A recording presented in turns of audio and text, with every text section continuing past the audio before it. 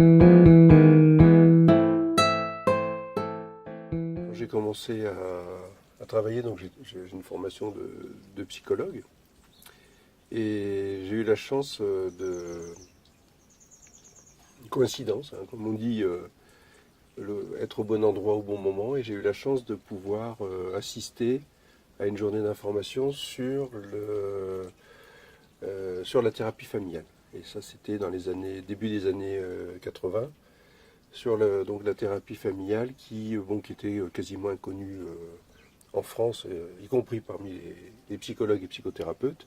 Cette conférence était animée par Edith Goldbetter, qui est une psychologue et psychothérapeute familiale bruxelloise très connue, qui a été ensuite ma formatrice.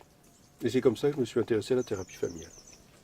Donc thérapie familiale pour travailler avec les familles des enfants difficiles, thérapie familiale pour travailler avec les familles des enfants handicapés dans les différents instituts.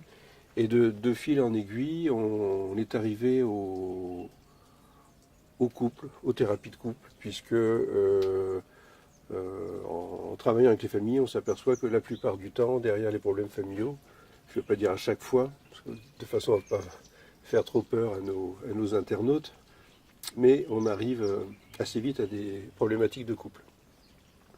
Puis en poursuivant ma carrière, je me suis installé comme psychothérapeute familial et conjugal. Et dans cette pratique, les demandes d'aide des couples sont devenues majeures. Donc voilà, ce sont je dirais, les raisons objectives et le fil conducteur de mon activité. Puis après, il y a des raisons sûrement personnelles qui font qu'on est soi-même impliqué dans des questions de conjugalité de couple. L'une des caractéristiques particulières des problématiques de couple, c'est que ça touche tout le monde. Les raisons pour lesquelles les personnes viennent consulter sont multiples. J'ai commencé à travailler et à recevoir des couples en février 85, ce qui fait qu'au moment où nous nous retrouvons, ça fait plus de 30 ans après, plus de 30 ans après.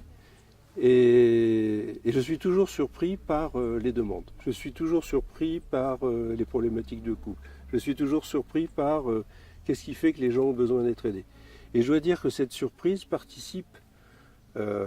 suscite mon étonnement et donc participe et entretient mon intérêt pour faire ce travail et avoir envie d'aider ou de travailler avec, je ne peux même pas dire aider, de travailler avec les couples qui viennent consulter.